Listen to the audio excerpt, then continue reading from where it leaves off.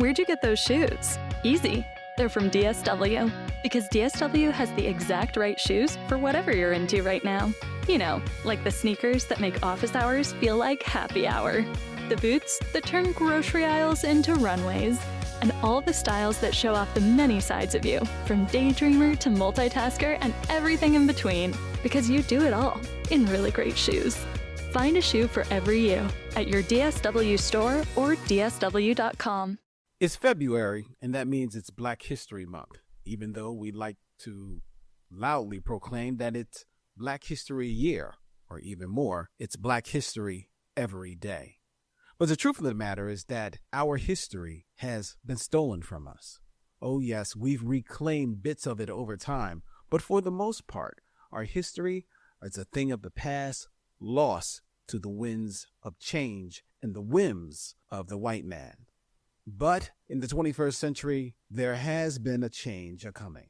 In October of 2021, Jay sat down with Debora Heard to speak just about this exact subject on this episode of The Best of Black History Year.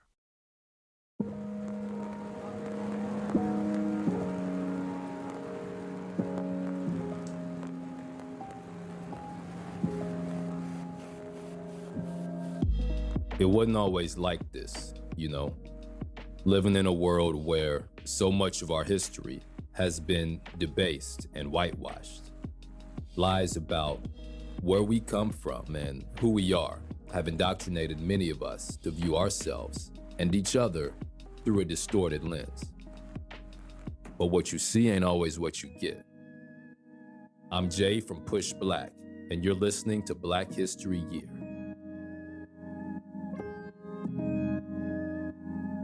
As the saying goes, history is written by the victors. And in the Eurocentric world order, violently colonizing an entire continent makes one triumphant. Disgusting, right? But those are the hands so much of our history has been left in. White supremacists who have, for centuries, worked tirelessly to disconnect us from our roots. Our guest today, however, is taking us back, way back to the truth of our origins and the truth of our history. Debora Heard is a Ph.D. candidate in anthropology at the University of Chicago, specializing in Nubian archaeology and Egyptian history and language.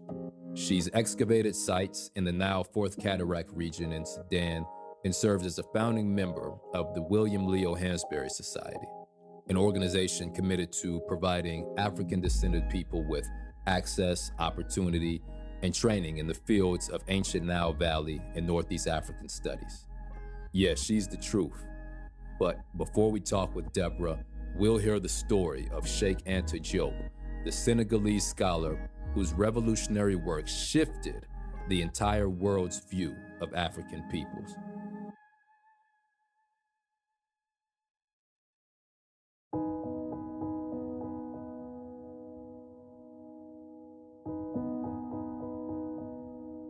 Cheikh Anta Diop closed the book, a heavy sigh escaping his lips.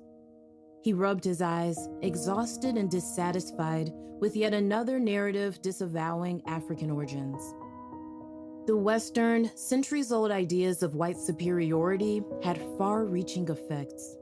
The entire world now viewed Africa as an uncivilized landscape ripened for colonization, an idea many African peoples had begun to adopt. He had to do something. He had to expose the truth that the earliest people were African people, and that, contrary to white historians' beliefs, Egypt was a Black civilization.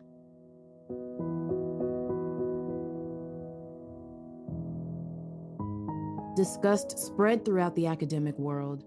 In their Western imagination, Egypt had no connection to Africa, but as a historian, anthropologist, physicist, and scholar in many more disciplines, Diop's research spoke for itself. In 1951, he submitted a PhD dissertation outlining how the Egypt so many white scholars praised was in fact an African civilization that greatly influenced European culture. Of course, it was rejected. But this didn't deter Diop. Just 4 years later, in 1955, his groundbreaking work called Negro Nations and Culture was published, and it changed the world's understanding of Africa and its contributions forever.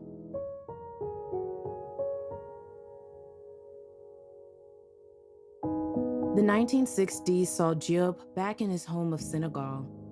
Slowly, his earlier dissatisfaction began to fade. Yes, there was much, much more work to do, but the world's eyes were now opened. Despite being ridiculed, Sheikh Anta Diop was unyielding in his pursuit to unify Africans by unraveling white supremacy and reminding us of our greatness. He recovered and reclaimed our whitewashed history, a legacy we can carry on by also recovering and reclaiming the truth of our origins.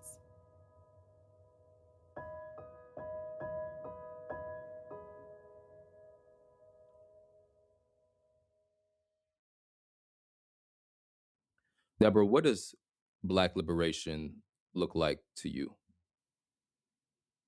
Black liberation is the freedom to decide our own destiny, being able to decide our interactions with the social system, to think through our history, to imagine what we would like our world to be and how we would like to raise our children, the society and the world that we would like them to be in.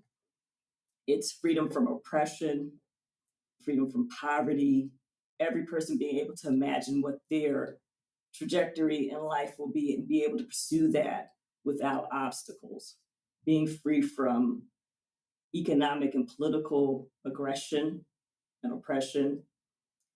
And all of those things are the things that impact our lives and keep us from living the fullest life that we can.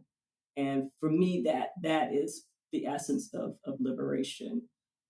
Thank you, Deborah. So I'm of the belief that we should all, in some way, whether small or large, contribute our talents towards liberation until we have liberation. How does your work push us towards that vision of liberation that you've expressed? So the work that I do, and mainly my work is focused on ancient African studies, but I also deal with more contemporary issues as well. But in all of the work that I do, I want Black people, and when I say Black, we have to define what Blackness is, because there's a discrepancy even amongst Black people about what that means. Right. And for me, Black people are people of African descent all over the world, whether you're born on the continent or in the global diaspora. If you're African descended person, you are Black. So going back to your question, my work, I want people to be able to critically think about how it is that we are in the predicament that we're in globally. And when it comes to thinking about what it means to be Black, the unification of Blackness takes us all the way back to the beginning of human existence on the continent, in the world. The earliest Homo sapien has been found in Ethiopia. So if you start there and you look at the migration of African people across the continent, peopling the continent, and then peopling the world, you see that there is a long history of African people in the world. Like, we made history.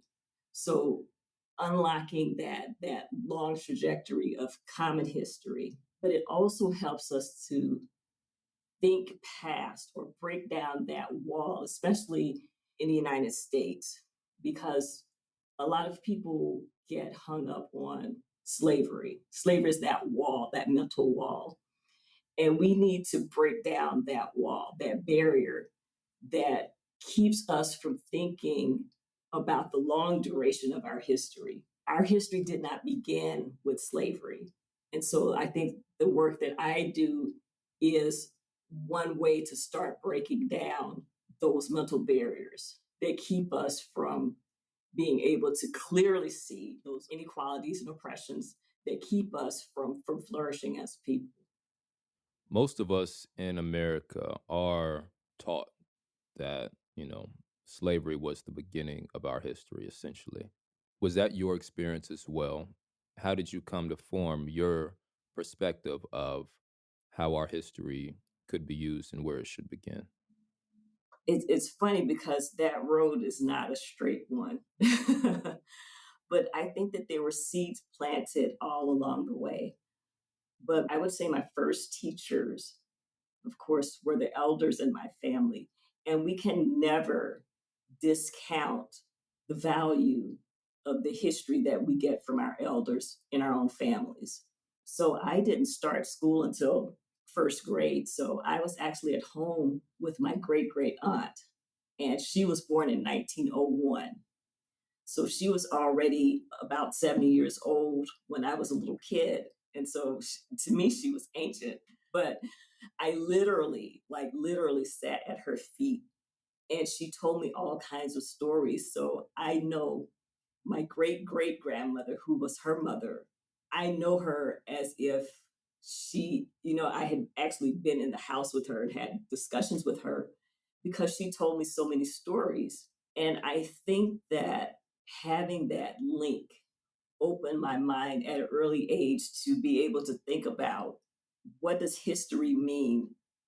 History was something very personal for me, even though the history that she told me within the family basically could only take me so far. So it wasn't until I think I was in law school, actually. A friend of mine, he called me one day. He was like, Kwame Ture speaking at Dillard. You want to go? And I was like, yeah, okay. And that literally blew my mind. I went to the Black bookstore, community bookstore in New Orleans, and I was just buying up everything. And then somebody mentioned to me about Sheikh Anta Diop. And I was like, who is he? So I bought his book, and that became my entry point into studying ancient Africa was Sheikh Anta Diop. Which book was it? The Pre-Colonial? No, Civilization or Barbarism. Okay, got it. Can you describe what it was like hearing Kwame Ture speak for the first time? Oh my gosh. So Kwame Ture opened up liberation movements for me. So that is another area that I'm very interested in. But hearing him speak was one of the seminal points, in my adult life, because he was just passionate about what he was speaking about. But knowing that he had experienced all of these things firsthand. So my father passed away when I was 5. He was in a car accident. But I remember one of the things that I remember, and he was a young man. My parents were teenagers, but he was in college at the time. So this was like the early 70s. And so he was growing out his afro. But I remember one of the things that he would have me do was like, raise your fist, say Black Power, Black Power, And so hearing that, it brought me back to that time when I was too young to know what was going on. But I still remember my father trying to instill those seeds in me. But hearing the struggles that people went through, that he went through as a member of SNCC, first of all, registering people to vote, but then Right. moving into the Black Power movement, that was just transformational. And then he mentioned Assata Shakur. So I'm writing stuff down. He's mentioning names, I'm writing them down. I went to community bookstore immediately and bought Assata Shakur's book. So he just opened up a whole new area for me as far as, people, events. But what he really did for me was he made me question what it was that I thought I knew about this country. Because up until that time, I still believed that if you worked hard enough and you committed yourself, that you could make it. regardless of your background, regardless of your color of skin, the American dream. And he pulled the mask off of that farce, showing how the US government engaged in counterintelligence programs against these groups that were basically trying to ensure that, Black people in this country and around the world had equal access to things, were treated fairly, had justice, that they were this government was actively undermining people, organizations, and governments. Because if you think about the instability that's on the African continent right now, most of that goes back to the destabilization of governments right after they were, quote unquote, decolonized. So he really made me start to question and critically think about the ways in which Black people, Black organizations, and Black governments have been a threat, have been deemed a threat. And once they're deemed a threat, how there has been this all out assault to destroy people, organizations, and governments. So that's really what he did for me. Sounds like a powerful transformation, or at least eye-opening event in your life. So that's incredible. The process of accepting insurance outside of a group practice can be tough, but most people looking for mental health care want to use their benefits to pay for sessions. If you're interested in seeing clients through insurance, Alma can help. They make it easy to get credentialed with major insurance plans at enhanced reimbursement rates. They also handle all the paperwork, from eligibility checks to claim submissions, and guarantee payment within 2 weeks. Plus, when you join Alma, you'll get access to time-saving tools for intake, scheduling, treatment plans, progress notes, and more in their included platform. So you can spend less time on administrative work and more time offering great care to your clients. Visit HelloAlma.com to get started. That's HelloAlma.com. My dad works in B2B marketing. He came by my school for career day and said he was a big ROAS man. Then he told everyone how much he loved calculating his return on ad spend. My friends still laugh at me to this day. Not everyone gets B2B, but with LinkedIn, you'll be able to reach people who do. Get a $100 credit on your next ad campaign. Go to linkedin.com/results to claim your credit. That's linkedin.com/results. Terms and conditions apply. LinkedIn, the place to be, to be. You mentioned threats and how certain things were viewed as threats when it came to us. Let's talk about how history is in that lane. I believe that the powers that be see us understanding our history as a threat and have gone to lengths to make it as muddied or opaque as possible. Would you agree with that? When we think about ancient Africa, we have to really start with the first major society, which was Egypt. And that fight over Egypt is well over a century old. That fight goes back to the origins of the discipline of Egyptology. So Egyptology was a discipline that emerged during the colonial period. I mean, the British, they had an empire.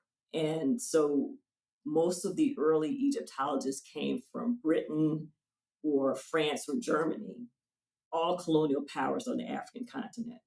So when they began excavating, and one of the earliest questions, or one of the first questions, became, well, who were the Egyptians? Where did they come from? Because you see these fabulous ruins. So they were, one of the earliest and the most glorious of these ancient civilizations. So who were they? Where did they come from? But that question was embedded within a larger discussion. So we have to think about the fact, again, I mentioned that this is during the colonial period. So the Europeans that are going colonizing all these different lands, and especially the African continent, in order to justify degrading human beings, taking their land, taking their resources, you have to see them or portray them in a way that diminishes their humanity. So there was already in place a philosophy that Black people were subhuman if they were human at all. So if you raise a discipline within that philosophical construct and you start asking questions, you're on the African continent, you see this civilization. Well, the first thing you're going to say, well, this can't be related to the people on this continent, because our philosophical construct already tells us that they are incapable of critical thought, that they're not intelligent, barely human. So they could not be the people that constructed or anyway had any dealings with this civilization. So how do you explain its rise then? If it's on the African continent, but you're trying to say, but it can't be these people. And what's really interesting is that Flinders Petrie was considered the father of Egyptology. So he was one of the first to actually go and excavate on a regular basis and try to interpret what it was that he was excavating. But he ran into problems with a couple other archaeologists, because when they were excavating some of these early graves, they were of the impression that these people, they didn't call Black people African, they said Negro and Negroid, that these skeletal remains, these people that were excavating, they have Negroid features. So Petrie is like, so basically you're trying to argue that these people were Black or Negro. So he comes up with this theory that, okay, well, perhaps these earliest people were Negroes, but then you had a white dynastic race that came in and defeated them, and they were the people that founded the civilization of Egypt. So throughout, the early Egyptology, you have these different theories that basically transforms Egypt into a white society. But it's really been exposed, I would say, over the last, and when I say exposed, I mean like in the mainstream, like mainstream white Egyptologists are accepting that there was racism at the founding of this discipline. But I mean, you had people like Sheikh Anta Diop, who was making that argument back in the 70s, early 70s. But you had people even before then. So we have African Americans, we have a scholar from Haiti. These are people in the 1880s that are making this argument that no, that the ancient Egyptians were African people. And this is an argument that continues to this day. It is becoming less of an argument with Egyptologists. And now the argument has kind of rolled over into the definition of the modern versus the ancient Egyptian. But we're still having this denial of Africanity. So there is a insidious type of mentality that still sees Blackness as something other, as something less than, as something degraded, because I have seen Egyptologists say ancient Egypt was in Africa, but it's not of Africa. Now, what exactly does that mean? Well, in their eyes, the ancient Egyptians were not, quote unquote, Black. And Du Bois, in his history books, so Du Bois wrote a series of history books where he basically kind of destroys the Egyptologists on this concept of the Negro, because the Egyptologists were saying that the Egyptians and the Nubians were non-Negroid. And Du Bois says, well, what do you mean by Negro? Because what you define as a Negro here, you're saying is not a Negro in Egypt or Sudan. So how are you defining Negro? You're defining Negro as one particular set of Africans. And according to Du Bois, it's the darkest, the curliest haired, like you'd be hard pressed to find a wide population of quote unquote Negroes anywhere on the continent by your definition. But that definition changes based upon how you want to either include or exclude people. And so that is part of how this argument has shaped out in terms of the ancient Egyptians. It's like, oh, they weren't Black. Well, what do you mean by Black? Oh, they weren't West African. Okay, what part of West Africa? Or the only Africans are in West Africa? You don't include South and East and North. Those aren't Africans. So you have to really start critically analyzing. You also have to really look at how people use terminology, raise questions, and push back on how people are defining terms to either try to include or exclude based on their political orientation or what they're trying to achieve by making those inclusions or exclusions. What is Dax, are you? Tracking all our cars on Carvana Value Tracker on all our devices? Yes, Kristen, yes, I am. Well, I've been looking for my phone for... In Dax's domain, we see all. So we always know what our cars are worth. All of them? All of them. Value surge, trucks up 3.9%. That's a great offer. I know. Sell? Sell. Track your car's value with Carvana Value Tracker today.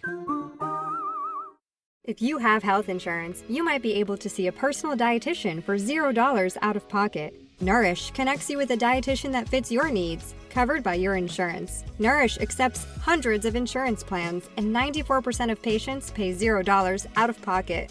Meet with your dietitian online and message them anytime through the Nourish app. With hundreds of 5-star reviews from real patients, you know you're in good hands. Find your dietitian at usenourish.com. That's usenourish.com.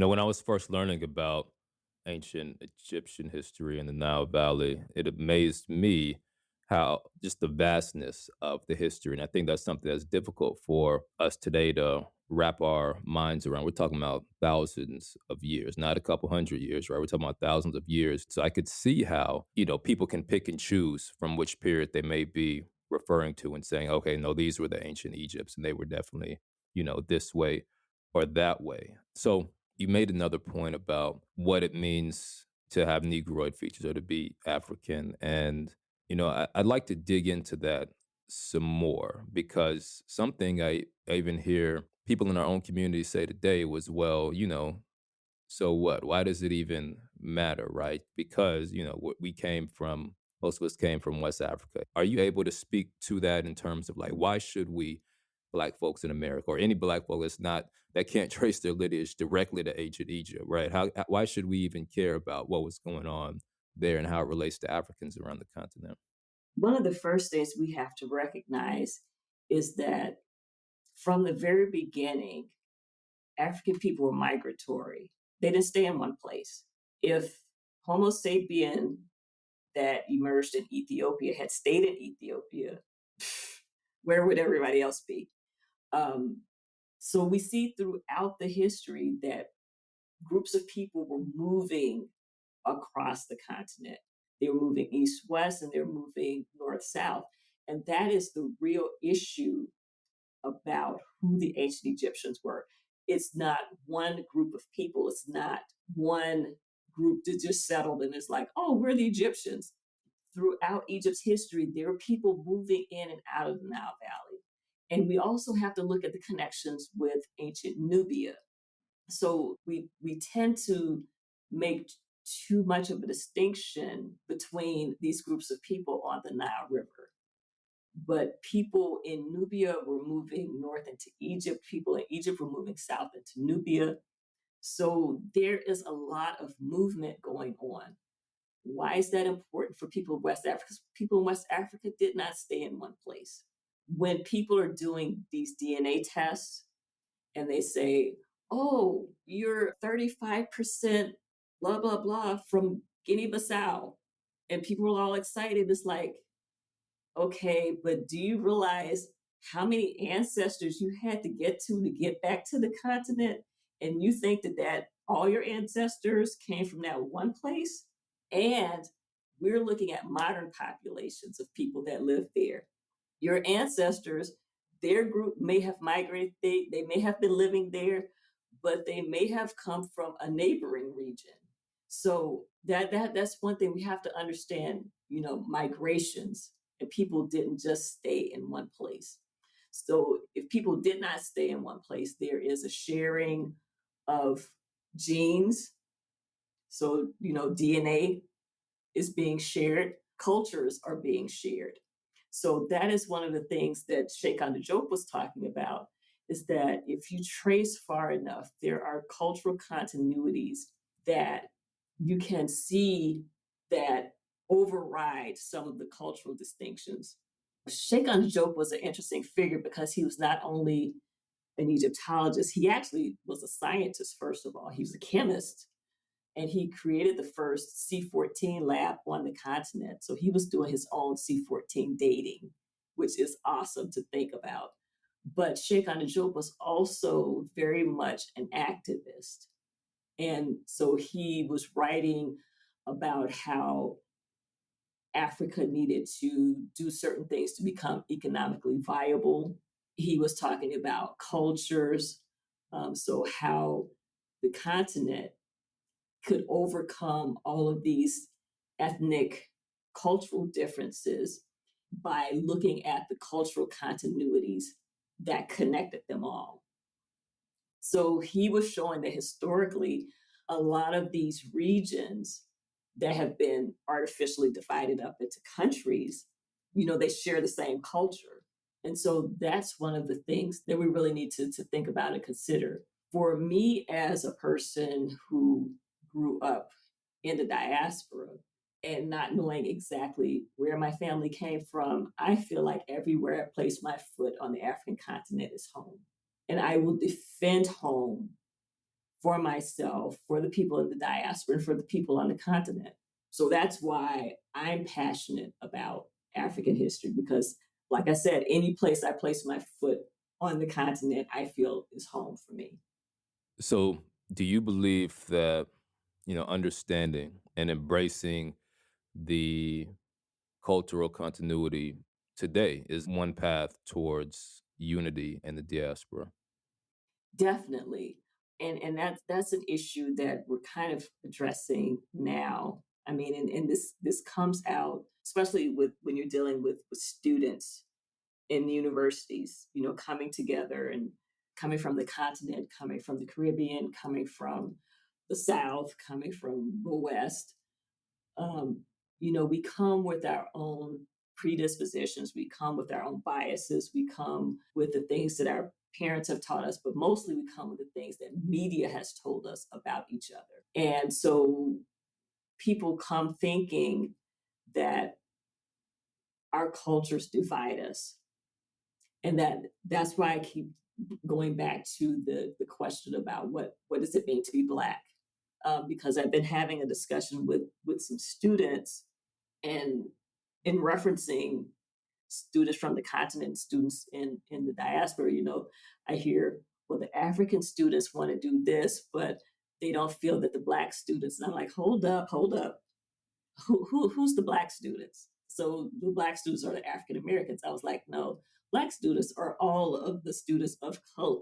All of these students, whether you're from the continent, whether you're from the Caribbean, whether you're Afro-British, Afro-German, all of you are Black.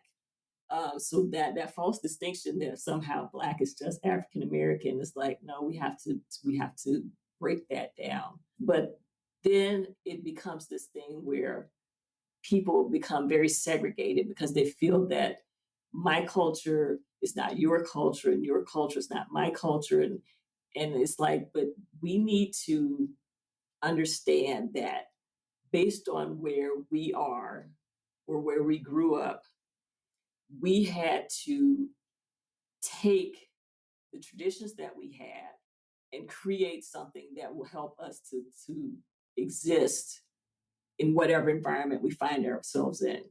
I keep saying that the U.S., when we were brought here, we were brought into a deformed system. It was meant to dehumanize us.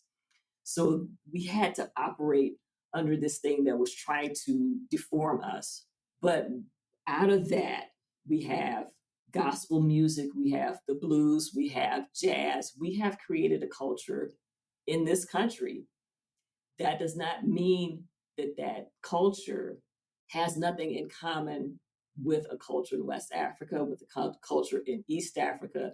The foods that we eat, the types of music that we play, there are differences, but those differences should be appreciated and not seen as things that divide us.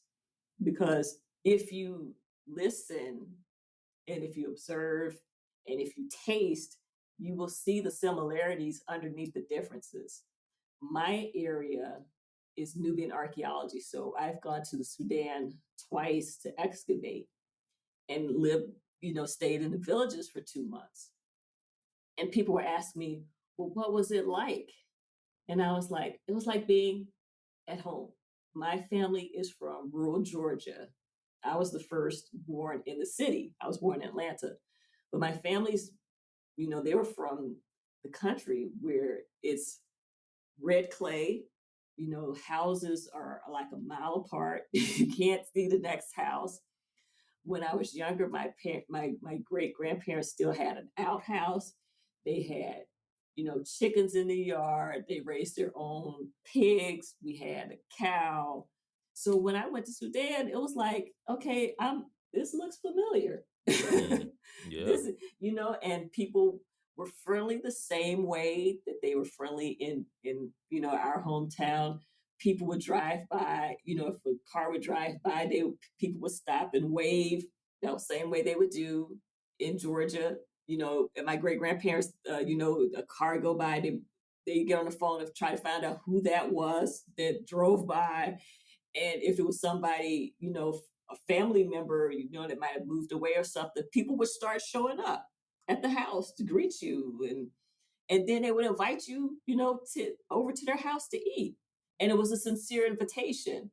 And it was the same thing in Sudan. The man who lived next door, we moved into the house and he said, oh, I want you to come over and, have something to eat with my wife and my daughters. And we were like, oh, okay. So 3 days later, he shows up and he was like, why haven't you up into my house?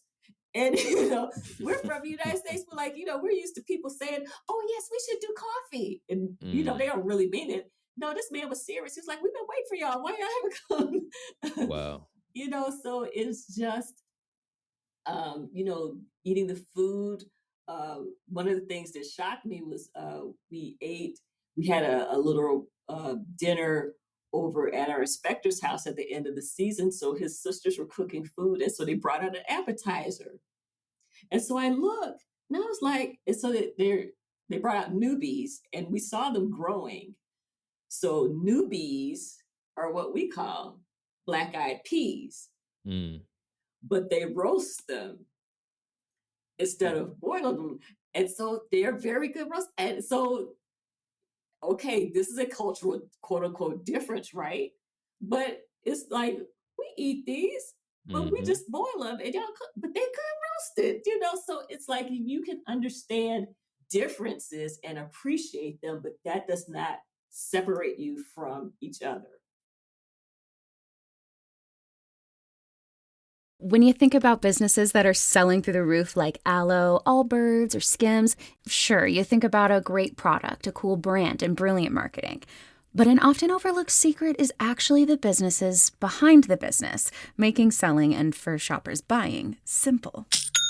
For millions of businesses, that business is Shopify. Nobody does selling better than Shopify, home of the #1 checkout on the planet, and the not-so-secret secret, with Shop Pay that boosts conversions up to 50%, meaning way less carts going abandoned, and way more sales going So if you're into growing your business, your commerce platform better be ready to sell whenever your customers are scrolling or strolling on the web, in your store, in their feed, and everywhere in between. Upgrade your business and get the same checkout experience as business powerhouses like Aloe, Allbirds, and Skims. Sign up for your $1 per month trial period at shopify.com/Odyssey Podcast, all lowercase. Go to shopify.com/Odyssey Podcast to upgrade your selling today. Shopify.com/Odyssey Podcast. Thumbtack presents the ins and outs of caring for your home. Out, procrastination, putting it off, kicking the can down the road. In, plans and guides that make it easy to get home projects done. Out, carpet in the bathroom. Like, why? In, knowing what to do, when to do it, and who to hire. Start caring for your home with confidence. Download Thumbtack today.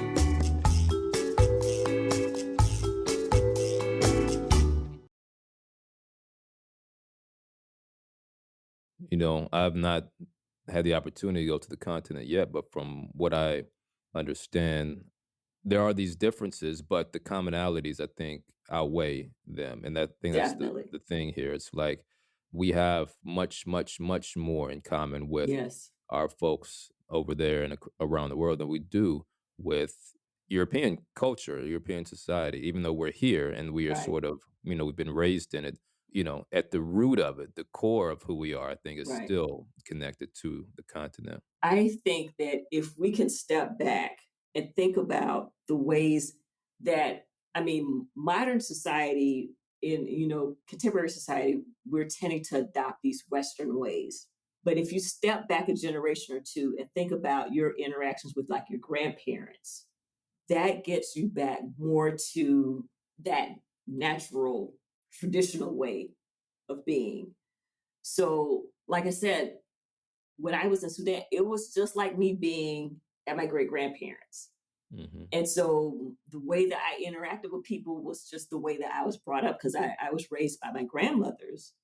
So my interactions with people were based on the ways that I was taught to interact with people by my grandmother. And so I think that if we can get back to some of those traditional ways, that's the reason why when I started talking about my great great aunt, I talked about sitting at her feet, literally.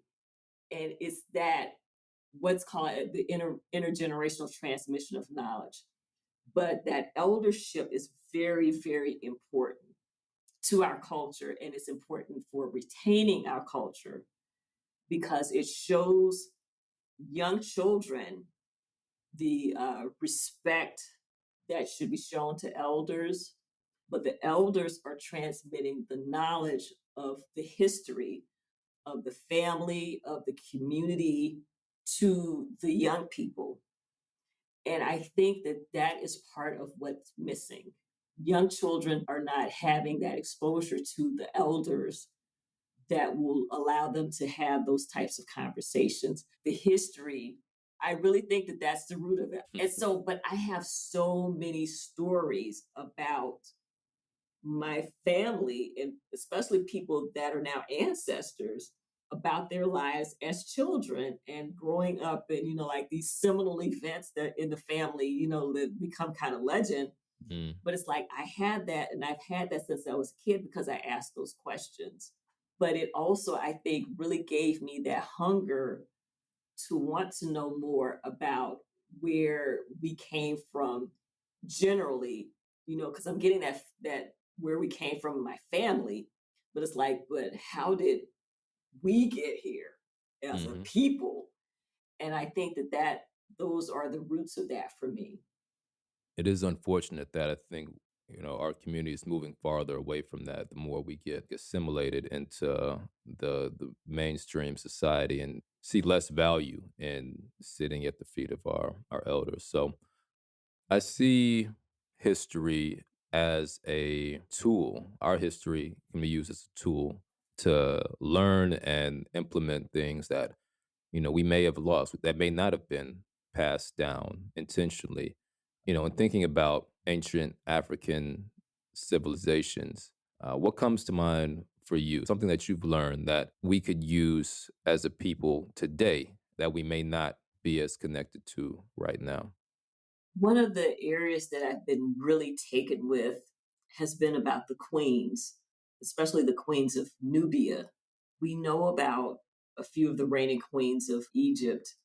Cleopatra, I think, is overrated. When it comes to the queens of Egypt, Hatshepsut definitely is the one that, is striking for me as far as reigning queens. But in Nubia, during the Meroitic period, so that was when the capital or the center of the civilization kind of moved even further south between the fifth and sixth cataracts in Sudan. We have a line of reigning queens. And these queens are powerful women. They're written about by the Greeks and the Romans in their history books. Strabo talks about Amanirenas, who is a queen he called the one-eyed queen. So at some point, she may have been injured and, something had damaged her eye. But she was noted by Strabo because the Romans had already come into Egypt and, had taken over from Cleopatra and were reigning, and they had started moving into Nubia. And so there was this back and forth between Rome, the Roman Egyptians, and the Cushites, which is the name of the kingdom that continues, during this period. So we have the Napatan period, which is the 25th dynasty, and those are the kings that rule both Egypt and Nubia. But that whole period is called the Cushite period. So the Romans are trying to expand the border southwards into Nubia. But Amanirenas keeps fighting. So it's like the Romans will retake the area, then Amanirenas will send her troops, and then they will retake it, and they keep going back and forth till Augustus Caesar is like, look, I'm tired of dealing with this. Can we just have a peace treaty? Have her send an emissary to Rome, and we'll just sign a peace treaty. Can you imagine that? This African queen takes Rome to the point where they were just like, we'll just sign a peace treaty. And the thing about these queens is, like Amanirenas, they didn't just send their troops into battle. They actually went into battle with their troops. So these are queens that fight.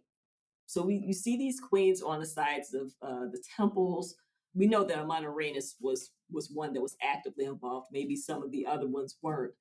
But when you see these queens on the sides of the temples, they are big, full-figured women.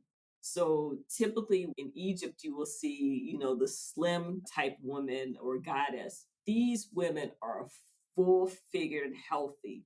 And we've had some Egyptologists that want to call them fat. And it's like, no, you calling them fat is a way of disparaging them.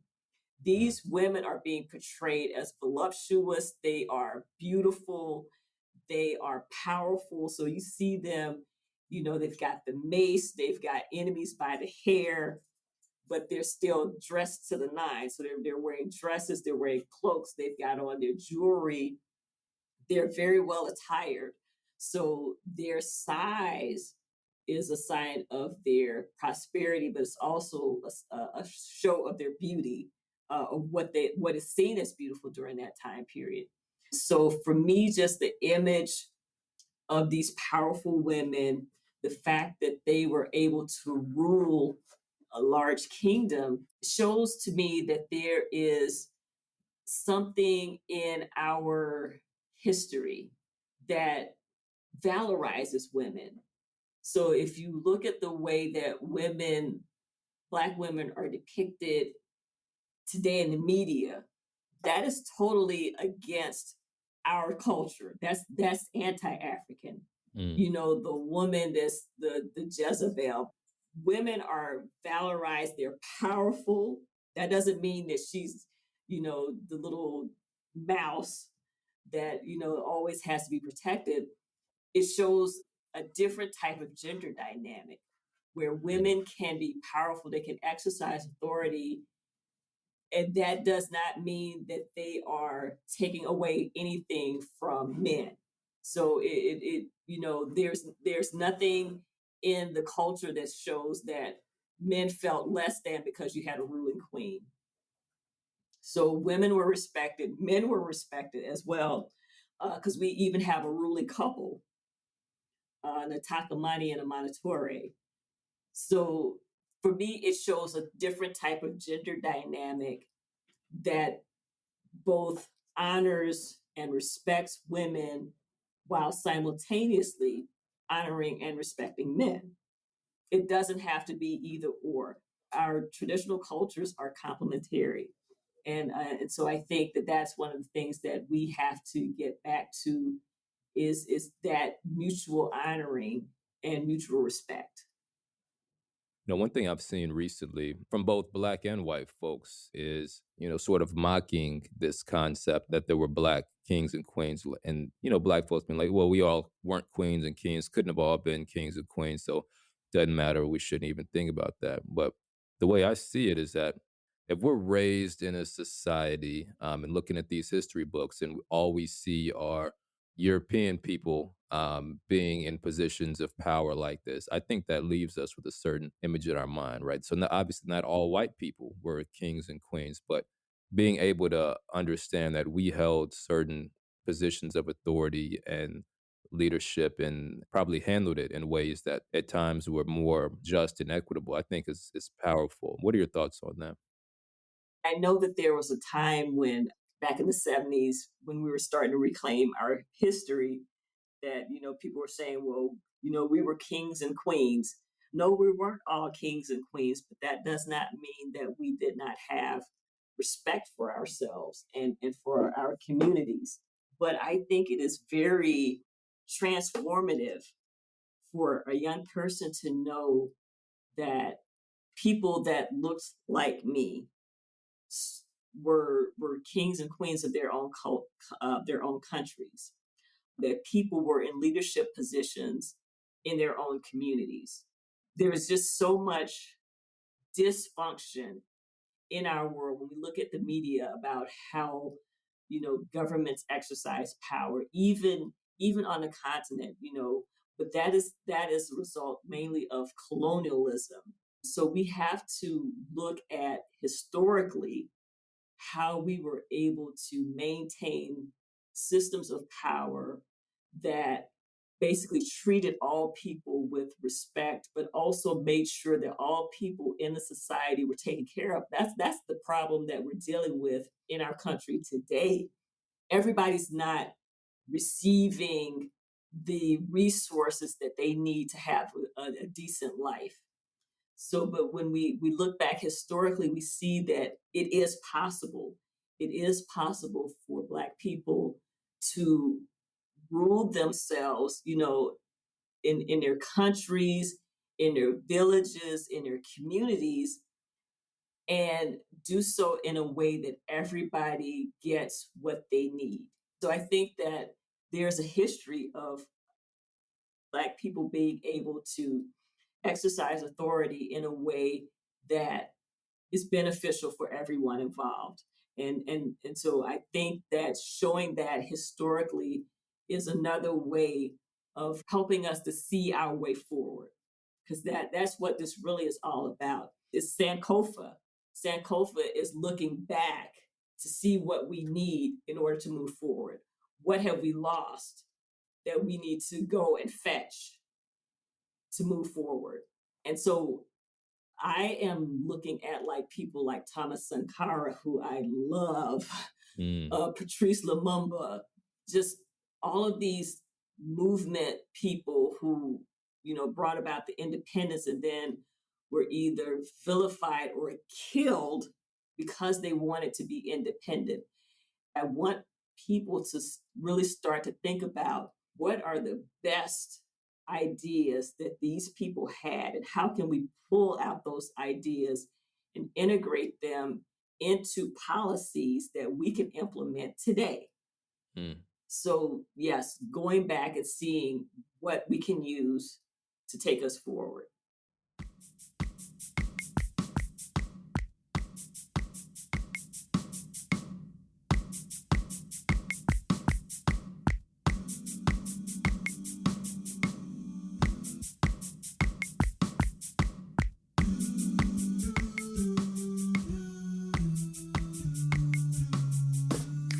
And just like that, we're at the end of this episode of Black History Year.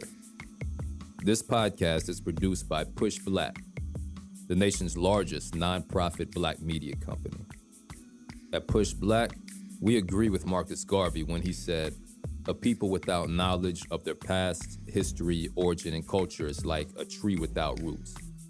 And I'm guessing you probably feel that's important too. I mean, you're here at the end of a podcast about Black history. You matter. Your choice to be here matters. It lets us know that you value the work. PushBlack exists because we saw we had to take matters into our own hands. And you make PushBlack happen with your contributions at blackhistoryyear.com. Most people do $5 or $10 a month, but every little bit makes a difference. Appreciate you supporting the work.